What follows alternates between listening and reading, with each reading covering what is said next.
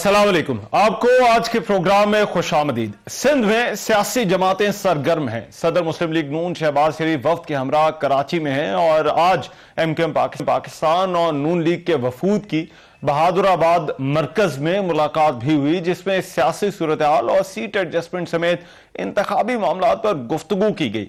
ताहम आइंदा इंतखाबात में सीट एडजस्टमेंट का ताहाल फैसला नहीं हो सका। मुलाकात के बाद मुश्तरका प्रेस कॉन्फ्रेंस करते हुए शहबाज शरीफ ने कहा कि एमकेएम पाकिस्तान हमारी संजीदा पार्टनर है।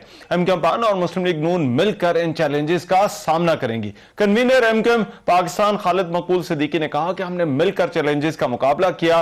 मौजूदा हालात में सियासी जमातों में हम आहंगी शर्त है। तमाम मामलात को बामी मुशावरत, तावन और भाईचारे के साथ हल करते हुए इस जहर का खात्मा करें। जितनी हम आहंगी मुत्तहिदा कौमी मूवमेंट और पाकिस्तान मुस्लिम लीग में आज है, वो अल्लाह ताला उसको कायम रखे। मैं इसकी बुनियाद पर एक बेहतर जमहूरियत और एक बेहतर पाकिस्तान बनता हुआ देख रहा हूं। एक और अहम डेवलपमेंट, मुस्लिम लीग नून और जीडीए ने इंतखाबात में एक दूसरे के साथ मिलकर चलने पर इतफाक कर लिया है। आज कराची में शहबाज शरीफ और जीडीए रहनुमा पीर पगाड़ा के दरमियान भी मुलाकात हुई। जीडीए रहनुमा सदरुद्दीन राशिदी ने दावा किया है कि 4 जमातों का इत्तेहाद सिंध में हुकूमत बनाएगा। पीपल्स पार्टी को सिंध में हुकूमत नहीं बनाने देंगे। रहनुमा नून लीग ख्वाजा साद रफीक ने कहा कि हम जीडीए के साथ सीट एडजस्टमेंट करेंगे। पार्टी को पंजाब में इलेक्शन लड़ने पे वेलकम करते हैं, उन्हें लड़ना चाहिए, हमें खुशी है। मेरा ख्याल है उन्हें भी खुशी होनी चाहिए कि हम भी यहाँ पे अपने हम ख्याल दोस्तों के साथ मिलके सीट एडजस्टमेंट की एक कोशिश कर रहे हैं। वक्त आ गया है कि तमाम सियासी कुव्वतें मिलके आवाम की मौसर तर्जमानी करें। सिंध को और ख़ास तौर पे कराची को और सिंध के जो शहरी और देही इलाके हैं उनको उसका हक दिलाया जाए। एक और अहम पेशरफ्त यह हुई कि साबिक सदर आसिफ अली जरदारी से मुलाकात के बाद एमकेएम के 2 सीनियर रहनुमा अनीस एडवोकेट और रजा हारून, जो कि पीएसपी में भी रह चुके हैं, वो साथियों समेत पाकिस्तान पीपल्स पार्टी में शामिल हो गए। मुस्लिम लीग नून टिकटों के हवाले से दूसरी तरफ अभी तक उम्मीदवारों के नाम फाइनल कर रही है। बड़े बड़े शहरों में, खासकर लाहौर में टिकटों की तकसीम के हवाले से फैसला नहीं हो सका। पार्टी का कहना है कि हतमी फैसला मियां नवाज शरीफ ही करेंगे। अब मुस्लिम लीग नून जो है वो सिंध में इंतखाबी इत्तेहाद, पीपल्स पार्टी के साथ अपने ताल्लुकात और टिकटों की तकसीम के मामलात पर किस तरह से आगे बढ़ेगी, इस पर प्रोग्राम में सबसे पहले बात होगी। और इस पर बात करने के लिए मेरे साथ मौजूद है मुस्लिम लीग नून के सीनियर रहनुमा जनाब खुर्रम दस्तगीर साहब मेरे साथ मौजूद है। खुर्रम दस्तगीर साहब, बहुत शुक्रिया आपके वक्त का। खुर्रम दस्तगीर साहब, सबसे पहले तो जरा टिकटों के हवाले से बताइएगा, ये पार्टी इतना वक्त क्यों ले रही है? कब तक फैसला हो जाएगा जो है वो फाइनल नामों का? जी, इसमें 2 अहम मामलात दरपेश थे। एक तो मोहम्मद नवाज शरीफ, जो कि मुल्क से बाहर थे और अभी 21 अक्टूबर को तशरीफ लाए हैं, उन्होंने इस टिकटों का जो प्रोसेस था उसमें पूरी मुल्क की जो पार्टी है उससे दोबारा गुफ्तगू की है और एक जो एप्लीकेंट था, मर्दो खवातीन, उनको खुद सुना है और दोबारा से जो है पार्टी की पर एक गहरी नजर डाली है। तो ये जो और क्रेजी है, ये मुस्लिम लीग नून के लिए बेहतर जो कैंडिडेट्स हैं उनकी इंतखाब ये की बुनियाद है। और लाहौर शहर जो है वो उसको सबसे आखिर में रखा गया था, तो एक उसका राउंड जो है वो कल हुआ है, मैं भी वहां मौजूद था। उसका आखिरी राउंड, बल्कि पार्लियामेंट्री बोर्ड का जो आखिरी इजलास है वो कल होगा और कल ये प्रोसेस जो है खत्म हो जाएगा। और उसके बाद हमें तवक्को है कि नए साल का पहला दिन जो है 1 जनवरी, उसके साथ ही जो टिकटों के ऐलानात हैं उनका प्रोसेस भी शुरू हो जाएगा। अच्छा, तो आप ये कह रहे हैं कि 1-2 रोज में लाहौर की टिकटों का फैसला भी हो जाएगा, क्योंकि सबसे ज्यादा यही सामने आ रहा था कि वहां पर उम्मीदवार ज्यादा हैं, हल्के कम हैं, बड़े नाम हैं जो वहां से इलेक्शन लड़ने के ख्वाहिशमंद हैं। जी नहीं, बड़े नामों के अलावा आपको मालूम है कि बहुत अरसे से मोहम्मद नवाज शरीफ का चूंकि होम टाउन है लाहौर, और वहाँ उनके साथ जो कारकुनान है उनकी दूसरी और तीसरी नस्ल चल रही है। तो बड़े नामों से ज्यादा तो जो मुझे नजर आया वो ये था कि जो सूबाई असेंबली की नशिस्तें हैं उन पर कारकुनों की बहुत बड़ी बड़ी तादाद ने अपने यानी टिकटों की दरख्वास्त दी है। कहीं 15 है, कहीं 18 है, कहीं 24 है। तो ये जो कारकुना का इंटरेस्ट है वो भी जाहिर कर रहा है कि वो लाहौर में पार्टी जो है उसने एक नया उसमें जान आई है और वो सब लोग इंटरेस्टेड हैं, लेकिन अल्टीमेटली जाहिर है ये तमाम बोर्ड बैठा हुआ है और फैसला जो है वो मोहम्मद नवाज शरीफ बोर्ड की मुशावरत से करेंगे। लेकिन सिर्फ लाहौर के फैसले नहीं, मैंने कहा अभी तक तमाम पूरे मुल्क में कहीं किसी भी जगह भी टिकट का जो हतमी फैसला है वो नहीं किया गया। सारा प्रोसेस कंप्लीट है और इस पर कल परसों से एक पहला इजलास शुरू होगा और मंडे से टिकटों के ऐलानात शुरू हो जाएंगे। अच्छा, मीडिया में बड़े तवातुर के साथ ये खबरें रिपोर्ट होती आई कुछ दिनों में, हमने देखी कि कोई पार्टी के अंदर ग्रुप्स हैं। शहबाज शरीफ साहब का ग्रुप है वो एक उम्मीदवार को सपोर्ट कर रहा है, दूसरी तरफ मरीम नवाज साहिबा किसी दूसरे उम्मीदवार को चाहती हैं। फैसलाबाद के हलकों की बात हुई, लाहौर के हलकों की बात की जा रही है। तो क्या पार्टी के अंदर इस मामले पर कोई इख्तलाफ है या ग्रुपिंग है? जी नहीं, बिल्कुल भी नहीं। मुस्लिम लीग नून एक ही जमात है और एक ही ग्रुप है जिसकी सरबराही मोहम्मद नवाज शरीफ कर रहे हैं। उनके सामने ही सब ने अपने अपने तजर्बात के मुताबिक अपनी राय रखी है। उसको आप इख्तलाफ का नाम दे दें या एक मुख्तलिफ जो जमहूरी राय का इजहार है। हर जो हमारे मतलब जैसे हमजा शहबाज साहब है, उनका पंजाब में एक खास इंटरेक्शन रहा है, उनकी बड़ा उसमें बैकग्राउंड है। वो लीडर ऑफ द ऑपोजिशन भी थे 2018 से लेकर 2022 तक, तो लिहाजा उनका अपना पॉइंट ऑफ व्यू है। तो हर शख्स ने, शहबाज शरीफ साहब प्राइम मिनिस्टर भी रहे हैं, उन्होंने पूरा प्रोसेस जो है वो बड़े करीब से देखकर पूरे मुल्क में, तो हर शख्स ने अपनी अपनी राय के मुताबिक जो है वो मोहम्मद नवाज शरीफ को एडवाइस किया है, लेकिन बहरहाल फैसला तो उन्होंने नहीं करना है। अच्छा, और आईपीपी के हवाले से खुर्रम दस्तगीर साहब, क्या पार्टी के अंदर राय पाई जाती है? ये मामला था जिस पर हमने सुना असूली तौर पर इत्तेफाक हो गया है, कमेटी बना दी गई। पार्टी के अंदर इस हवाले से अप्रोच क्या है? क्योंकि यह है कि आप तो अपने उम्मीदवार आपके पास इतने ज्यादा हैं, तो आईपीपी को खासतौर पर पंजाब की सियासत में किस तरह से एडजस्ट करेंगे? जी, आईपीपी से चूंकि एक राउंड हुआ उसके बाद तो उसमें कोई पेशरफ्त नहीं हुई। अब जबकि ये प्रोसेस हमारा अपना जो था वो मुकम्मल हो रहा है, तो अगले हफ्ते इस पर भी जो है गुफ्तगू शुरू होगी कि किस हद तक हम एडजस्ट कर सकते हैं और किस हद तक नहीं कर सकते। लेकिन कोई बहुत बड़ी सीट एडजस्टमेंट नहीं होने जा रही। अच्छा, तो ये इसका मतलब है कि आईपीपी के साथ सीट एडजस्टमेंट हो भी सकती है, अभी भी हो सकती है? जी, ऑफ कोर्स मुमकिन है। सब जमातों के साथ, मसलन एमकेएम के साथ भी आज हतमी फैसला आपको मालूम है कराची में नहीं हुआ, लेकिन आने वाला असल में आप जो जहन में बात रखनी है वो ये है कि जो उम्मीदवारों की हतमी फहरिस्त है इलेक्शन कमीशन के मुताबिक उसका आखिरी दिन 12 जनवरी है, तो और उससे पहले आप अपने कागजात नामजदगी विड्रॉ कर सकते हैं। तो जब तक अभी कुछ दिन है तो सियासत में इस वक्त से पहले फैसले कम ही हमने होते हुए देखे। जब वक्त करीब आएगा तो आप देखेंगे फैसले हो जाएंगे। और आपने एमकेएम का खुद ही जिक्र कर दिया, मैं इसी बारे में आपसे पूछने वाला था कि सिंध में इत्तेहाद बनाने में कामयाब हो जाएगी मुस्लिम लीग नून, और क्यों आप समझते हैं कि इस वक्त एक इंतखाबी अलायंस की जरूरत है सिंध के अंदर, जिसमें जीडीए और एमकेएम के साथ भी आज आपकी मुलाकातें हुई हैं? जी, दो इसमें इश्यूज हैं। एक इशू तो ये है कि सिंध के अंदर एक वाजे आप उसे कह सकते हैं कि एक मुतालबा है सिंध की इंफ्रास्ट्रक्चर को, उसकी तालीमी निज़ाम को, उसकी शहरी सहूलियात को बेहतर करने का। बहुत सारे लोग जो अब पंजाब में आते हैं उनकी ये ख्वाहिश है कि सिंध में भी उसी तरह की जो है तरक्की नजर आए जो अब अमूमी तौर पर देखी जा सकती है इंफ्रास्ट्रक्चर में यहाँ पंजाब में।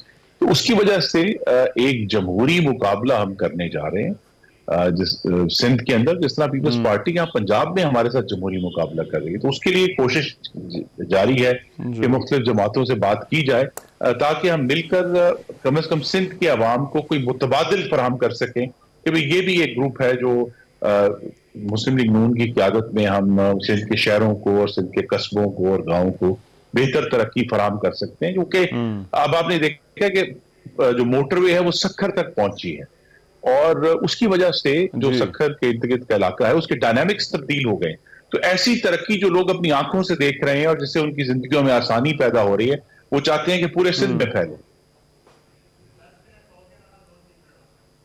अच्छा, तो कितना मार्जिन आप समझते हैं सिंध में परफॉर्मेंस का इस काम का है? क्योंकि पीपल्स पार्टी तो ये बताती है कि हमने सिंध में इतना काम कर दिया है और जितना हमने काम किया हम चाहते हैं कि हम ये वैसे ही काम बाकी पाकिस्तान के अंदर भी करें।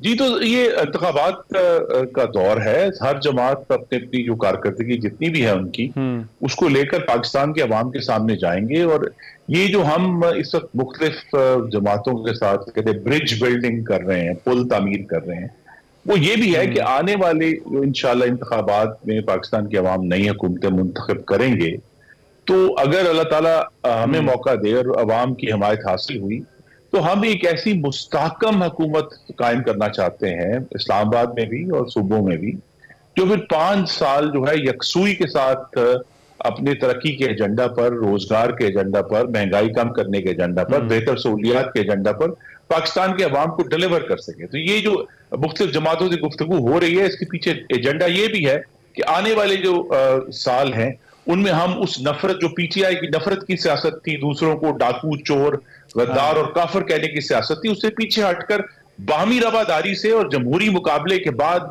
मुस्तहकम हुकूमतें कायम कर सकें, जो फिर इंशाल्लाह जो मुआशी इस्तेहकाम है उसकी बुनियाद बनेगा। मुस्तहकम हुकूमत से आपकी क्या मुराद है? आपको लगता है कोई एक जमात सादा अक्सरियत हासिल करने में कामयाब हो जाएगी और वो ऐसी हुकूमत बना सकती है जो कि जिसको मुस्तहकम हुकूमत कहा जा सकता है? क्योंकि अंदाजा ये भी है कि इस मरतबा फिर उसी तरह से मिलजुल कर कोई हुकूमत बनती हुई नजर आ रही है इंतखाबात के बाद भी। जी, इलेक्शन की क़ियास सराई करना जो है वो कम अज कम जो सियासी खुद उम्मीदवार है उनके लिए खतरनाक है। लेकिन ये मैं आपको जरूर कह सकता हूँ, अल्लाह ताला ने एक तजर्बा दिया है और वो ये है कि जो स्विंग वोट है पाकिस्तान में, जो अनडिसाइडेड वोट है, वो बहुत बड़ी तादाद है। इस वक्त 20% से ज्यादा लोग हैं वो ये कह रहे हैं कि वो अनडिसाइडेड हैं। वो अपना अभी उन्होंने वो फैसला, वो अभी सर्वे में जाहिर नहीं हो रहे, तो वो उन्होंने अपने फैसले जो हैं वो आप देखेंगे वो 12 जनवरी और 8 फरवरी के दरमियान जो 26 दिन है उसमें ये फैसला होगा। तो हो भी सकता है कि किसी जमात को जब वो लोग, और जिस तरह हमारी तवक्को है कि वो जब कैंपेन शुरू होगी और नवाज शरीफ की गुफ्तगू सुनेंगे, तो वो लोग जब अपना फैसला करेंगे तो फिर ये बिल्कुल मुमकिन है कि किसी एक जमात को वो इस सोच के साथ मैंडेट दें कि भाई मुल्क के अंदर अब ये जो सियासी बेयकीनी है और ये जो नफरत की सियासत है और लॉन्ग मार्च है और 9 मई है, उससे पीछे हटकर एक मुस्तहकम हुकूमत हो, फिर जाके उसको वो अकाउंटेबल भी ठहरा सके और उससे पूछ सके 5 साल के बाद कि जनाब आपको हमने ये मैंडेट दिया था रोजगार पैदा करने का, महंगाई खत्म करने का, रुपए की कदर को इस्तेहकाम लाने का, मुल्क में तवानाई की सूरत बेहतर करने का। तो लिहाजा ये जो स्विंग वोट है इसका बहुत अहम रोल होगा इलेक्शन वाले दिन। इसलिए कोई इस वक्त कोई जो है पेश कोई करना वो कबल अज वक्त है।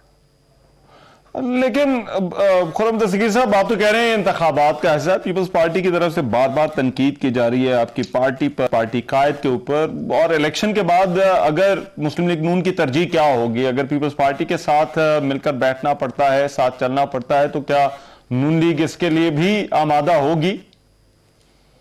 जी, हम बिल्कुल इसके लिए तैयार हैं और आमादा हैं, क्योंकि इस वक्त रमान साहब हमें पाकिस्तान की जमहूरियत को और पाकिस्तान के अवाम को एक पुल सरात पर से गुजारना है, जिसके एक तरफ फौजी आमरीत है, दूसरी तरफ इमरानी फाशिज्म का जहन्नुम है। उसके दरमियान से पाकिस्तान के आइन और जमहूरियत को आगे लेकर जाना है, और उसको अगर हमें उस पुल सरात से गुजरने के लिए हमें जहां भी कोई पार्टनरशिप करनी पड़ी या मखलूत हुकूमत बनानी पड़ी, उसके लिए हम तैयार। ठीक है, राइट, बहुत शुक्रिया। खुर्रम दस्तगीर साहब हमारे साथ मौजूद थे, मुस्लिम लीग के सीनियर रहनुमा, मुस्लिम लीग नून की सियासी तरजीहात के हवाले से बात कर रहे थे। प्रोग्राम में भी एक ब्रेक शामिल करते हैं, वापस आते हैं तो कुछ और खबरों पर बात होगी। Welcome back after the break.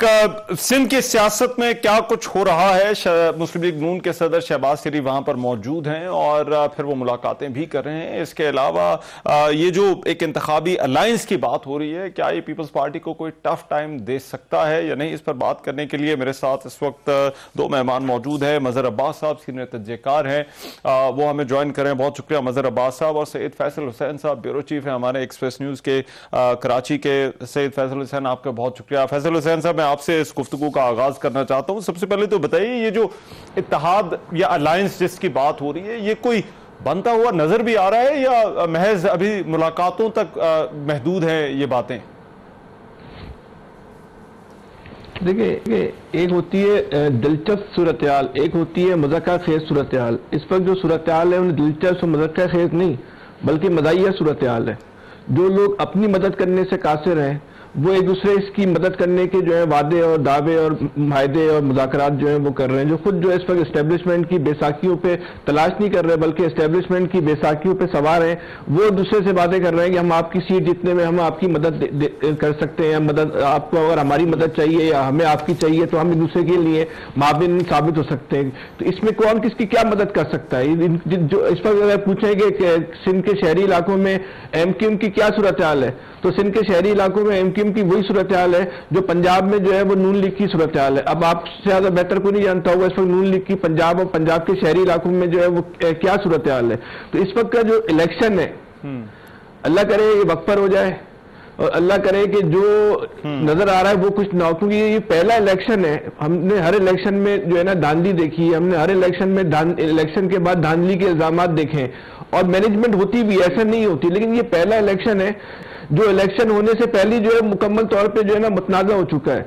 इस इलेक्शन की जो सबसे दिलचस्प बात है, जो हैरत अंगेज बात है कि सियासी जमातें खुद ही दावा कर रही हैं कि हमें इतनी सीटें मिल जाएंगी, इतनी की बात हो गई, इतनी सीटें हमें मिल सकती हैं। मतलब ऐसा इलेक्शन जो है वो कभी देखा नहीं गया। जिनके पास वोट है या जिनको नजर आ रहा है वो हमें नजर नहीं आते, लेकिन जिनके पास ताकत है पस्से पर्दा वो जो है दावे करते हैं कि हम जीत जाएंगे। ठीक है, राइट। मजहर अब्बास साहब, आपके इस पर क्या टेक है? आपको लगता है ये कुछ जमातें इलेक्शन से पहले इकट्ठी हो जाएंगी या फिर अगर इन्होंने इकट्ठे होना है तो ये आपको इलेक्शन के बाद ही एक दूसरे के साथ बैठती हुई नजर आ रही हैं? शुक्रिया रहमान। नहीं, फैसल ने बड़े अच्छे अंदाज में समअप किया है। देखिए, ये कोई पहली बार है ना आखिरी बार है। सिंध में पीपल्स पार्टी मुखालिफ इत्तेहाद बनते रहे हैं और ये इत्तेहाद भी बन जाएगा, लेकिन मादी के मुकाबले में ये इत्तेहाद ज़्यादा कमज़ोर इस वक्त नज़र आता है। अगर इसमें देख लें, अगर चीदा पार्टियां देख लें इसमें, तो जो जीडीए है, जीडीए अब खासी कमज़ोर हो गई है। उनसे बहुत से लोग जो है निकल के पीपल्स पार्टी में शामिल हो गए हैं। तो जीडीए खुद कितनी सीटें ले सकती है ऑन इट्स ओन, और आमतौर पे जीडीए की जो कॉन्स्टिट्यूंसी है और पीपल्स पार्टी और एमक्यूएम की जो कॉन्स्टिट्यूंसी, उसमें ज़मीन आसमान का फ़र्क है। एमक्यूएम बजाते खुद बहुत तकसीम है, तो एमक्यूएम पाकिस्तान का कितना वोटर निकल के जीडीए के किसी कैंडिडेट को वोट देगा जाके, आप समझ लें थरपारकर, नवाबशाह, इन इलाकों में, लाड़काना में जीडीए का कितना वोट है, कराची या दीगर शहरी इलाकों में, वो हमें नज़र आता है। जो इसमें एक फैक्टर ऐड होगा अभी, वो होगा जेयूआई का, और वो फैक्टर इंपॉर्टेंट होगा कि जेयूआई पीपल्स पार्टी के बाद अगर सिंध में किसी का वोट बन रहा है तो वो जेयूआई का बन रहा है। जो लाड़काना में पिछला इलेक्शन हुआ था उसमें राजेश सुमरो ने तकरीबन 50,000 वोट लिए थे, और तो वो एक, लेकिन नॉर्मली होता यह है कि जो अलायंस बनते हैं, जो सीट एडजस्टमेंट होती है, उसमें जिस पार्टी का कैंडिडेट होता है मोर और लेस उसी पार्टी के सपोर्टर्स और वोटर निकलते हैं। उन्हें जो सपोर्ट कर रहे होते हैं दूसरी पार्टियां, उनका वोटर कम ही निकलता है। जो नून लीग और एमक्यूएम का है वो चंद एक सीट पर है। शहबाज शरीफ साहब 2018 में, इस पर कोई शक नहीं कि शहबाज शरीफ साहब तकरीबन जीत गए थे वो इलेक्शन। वो अलग बात है कि बाद में जो सूरत हाल बनी, यही एमक्यूएम पाकिस्तान के साथ भी हुआ था।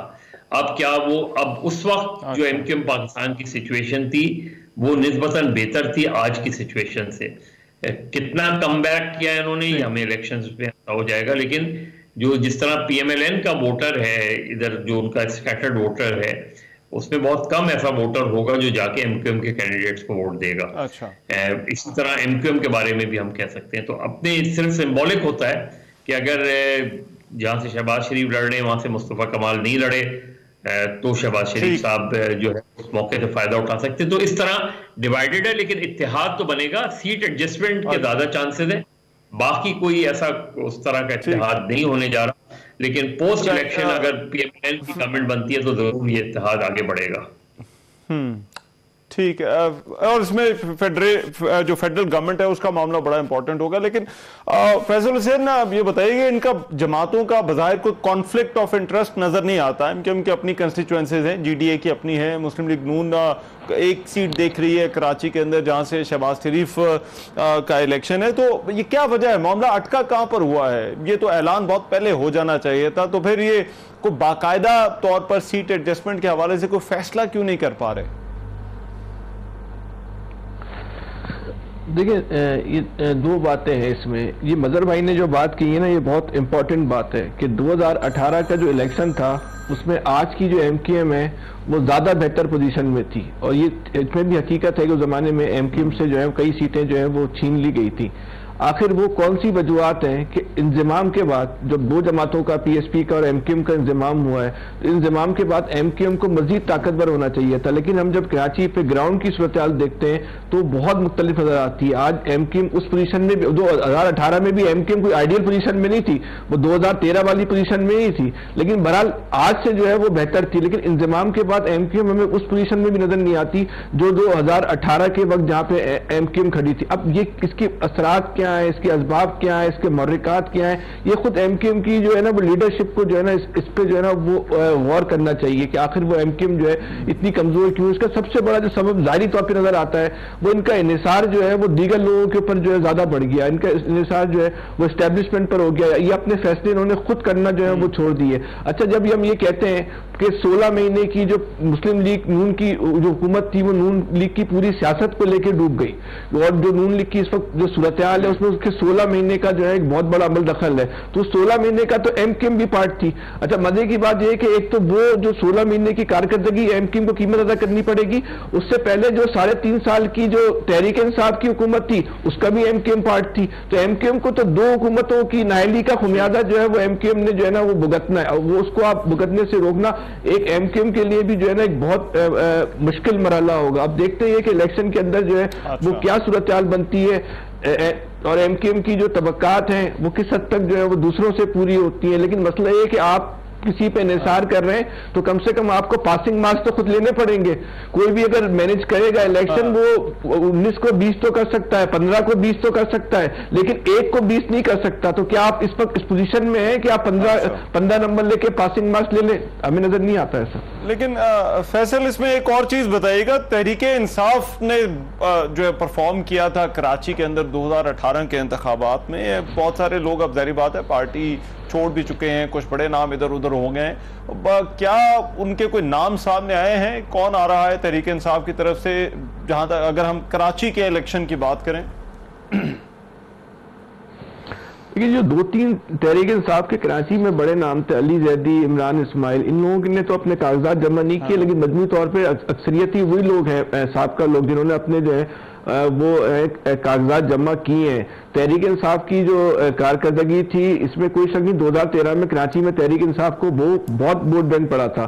2018 में तहरीक इंसाफ पर बहुत सारे जो है वो इल्जाम आयद किए जाते, लेकिन ऐसा नहीं था कि उसकी 100% उसको जो है वो इलेक्शन मैनेज करके दे दिया गया था। तहरीक इंसाफ को जो है वो बहुत वोट बैंक पड़ा था, खासतौर पर उर्दू स्पीकिंग आबादी से और पख्तून स्पीकिंग आबादी से उसको है ना वो जो है ना बहुत वोट पड़ा था। लेकिन 2018 की हुकूमत के बाद उसकी कारकर्दगी जो है उस पर लोगों ने बहुत सवाल उठाए थे, और उसकी जो एक मकबूलियत का ग्राफ था जिस तरह पूरे पाकिस्तान में गिरा था वो कराची में भी गिरा था। लेकिन इमरान खान के जाने के जो हुकूमत के खात्मे के बाद जो पूरे पाकिस्तान में लहर चली, उस लहर में जो है वो कराची भी जो है वो बह गया। इस पर कराची में तहरीक इंसाफ की पोजीशन जो है 2018 की निस्बत बहुत ज्यादा मजबूत है।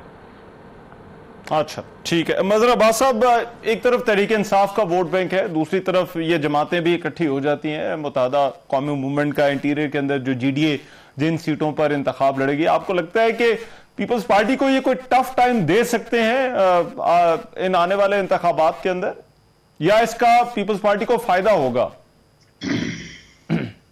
देखिए, अगर पीटीआई जो है वो अपने बल्ले के निशान के साथ इलेक्शन लड़ती है तो इसका नुकसान सबसे ज्यादा एमक्यूएम को होगा, और चूंकि इनका बहुत सा वोटर जो मादी में एमक्यूएम का वोटर रहा है, बिल्कुल इसी तरह जैसे एमक्यूएम को बहुत ज्यादा नुकसान हुआ तहरीक लब्बैक से, क्योंकि जो बरेलवी वो वोट है या मेमन वोट है वो बड़ी तादाद में जो एमक्यूएम को मादी में वोट दिया करता था, वो चला गया तहरीक लब्बैक में। इसी तरह बहुत सा वोटर चला गया पीटीआई में, जब एमक्यूएम में एकदम खासतौर पे 22 अगस्त के बाद 2016 के बाद जो एक रिफ्ट आई, उसके बाद बहुत सा वोटर जो है, और जाहिर है पीटीआई इमर्ज कर रही थी 2013 में, उसने एमक्यूएम को सरप्राइज दिया था जब एमक्यूएम बहुत ताकतवर थी, उस वक्त भी एमक्यूएम को सरप्राइज दिया था, और 2018 में बिल्कुल उनको सीटें लेके दी गई थी। लेकिन आज जो सिचुएशन है वो एक विक्टिम कार्ड जो है वो बड़ा पावरफुल विक्टिम कार्ड उनके पास है। लेकिन जो प्रॉब्लम पीटीआई को फेस करनी पड़ेगी वो पड़ेगी कि उनको क्या उनके वो सपोर्टर्स जो है वो एज ए वर्कर आके पोलिंग एजेंट्स वगैरह जितने चाहिए होते हैं, क्या उधर उनको अवेलेबल होंगे। ये सबसे बड़ा चैलेंज है पीटीआई के लिए। वोटर तो आ जाएगा, वोटर आ गया तो वोटर को कौन वेलकम करेगा, कौन खड़ा होगा, पोलिंग एजेंट्स किस तरीके से होंगे, ये अभी चैलेंजेस है। बाकी जो कौन लड़ेगा उसमें जाहिर है मेरा ख्याल है जो उनके पास ऑलरेडी कुछ लोग रह गए हैं, जिसमें खुर्रम शेरजमान भी रह गए हैं, जिसमें फिरदौस शमीम नकवी भी रह गए हैं, जो उनके कुछ बहुत से लोग हैं वो शायद जो अभी मौजूद हैं। लेकिन प्रॉब्लम ये हो रही है कि वो सरफेस पे नहीं आ रहे। अब जब तक सरफेस पे नहीं आएंगे आप कैसे ये सारी चीजें करेंगे? तो प्रॉब्लम तो बहुत है, लेकिन वोटर अगर निकल के आता है और वोटर खुद आके वोट देता है तो वो चीजें बिल्कुल चेंज कर सकती हैं।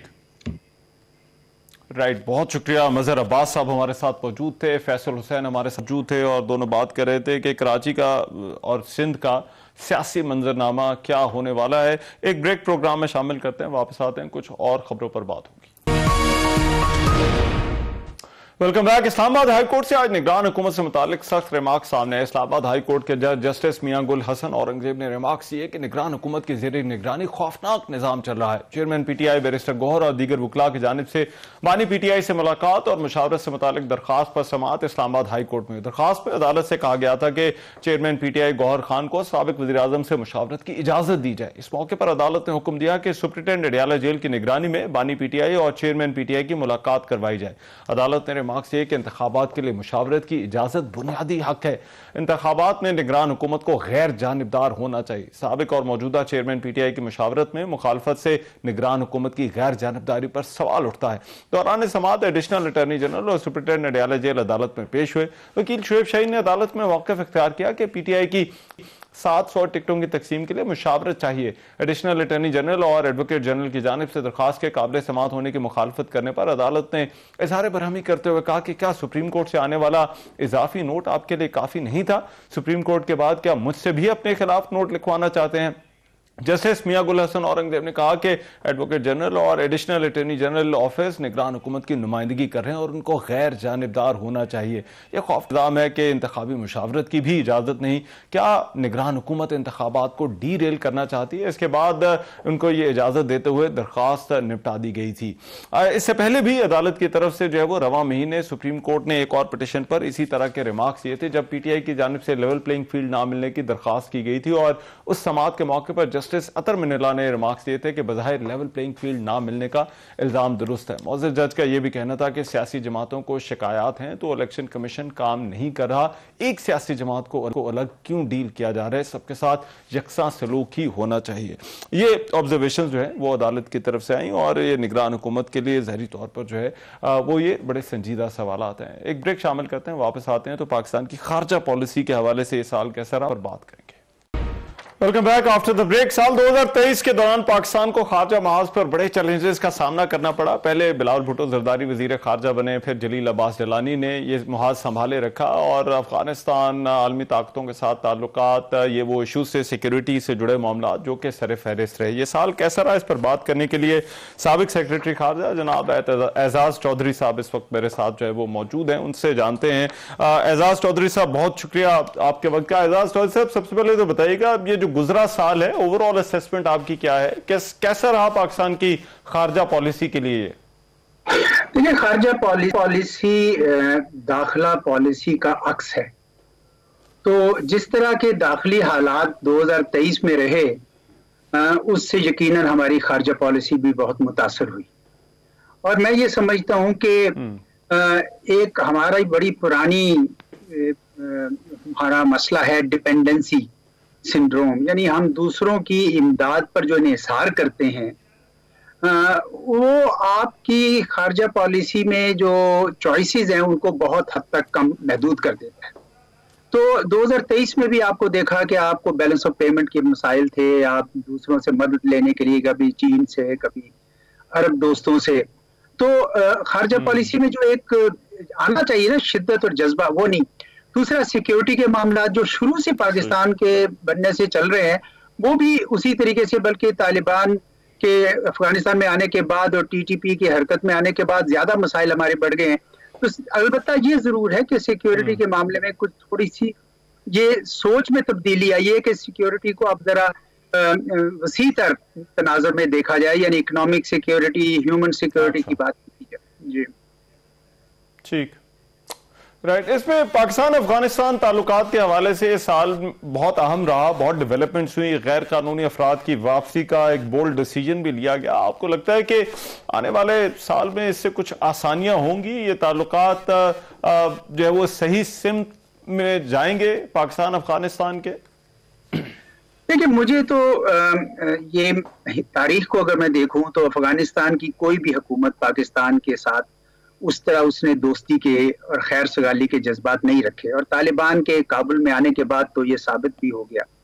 और वो टीटीपी को आपके पास आपके साथ लेवरेज के तौर पर इस्तेमाल कर रहे हैं। इसलिए मैं तो ये समझता हूँ कि पाकिस्तान अफगानिस्तान के ताल्लुकात उस वक्त नॉर्मल होंगे जब हम अफगानिस्तान को बिल्कुल एक आज़ाद मुल्क के तौर पर कोई उसमें बरादराना जज्बात शामिल नहीं होंगे। एक आज़ाद मुल्क है, वो अपने मामलात करें, हम अपने मामलात करेंगे। हाँ, अलबत्ता ताउन की फिजा रहनी चाहिए, उसमें तजारत भी हो, ट्रांजिट ट्रेड भी हो, पीपल टू पीपल भी हो, सारा कुछ होना चाहिए। लेकिन कोई किसी किस्म की हम तवक्कुआत ना रखें, क्योंकि उससे फिर डिसअपॉइंटमेंट होती है दोनों साइड्स के ऊपर। राइट। और पाकिस्तान भारत ताल्लुकात के हवाले से डेडलॉक रहा, अब इंडियन सुप्रीम कोर्ट का फैसला भी आया, कश्मीर के ऊपर भी कोई पेशरफ्त ना हो सकी। आप इन मामलात को किस तरह से देखते हैं? कुछ आने वाले सालों में इस पर डेवलपमेंट या कोई बेहतरी की उम्मीद या ताल्लुकात बहाली की तरफ मामलात जा सकते हैं? 2023 में तो बिल्कुल खुश्क साली रही और दोनों मुल्कों के दरमियान किसी किस्म के रवाबत नहीं थे।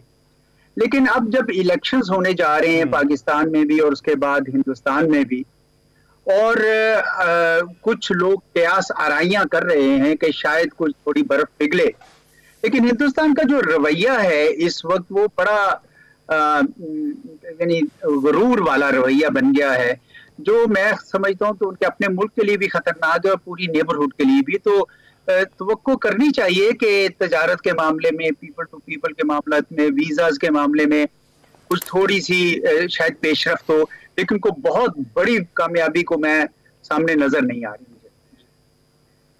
अच्छा, और चीन और सीपेक के हवाले से आप क्या समझते हैं, कैसा रहा ये साल? कुछ हाई प्रोफाइल विजिट से हुए, कुछ अकीदानियां तो कराई गई और हुई?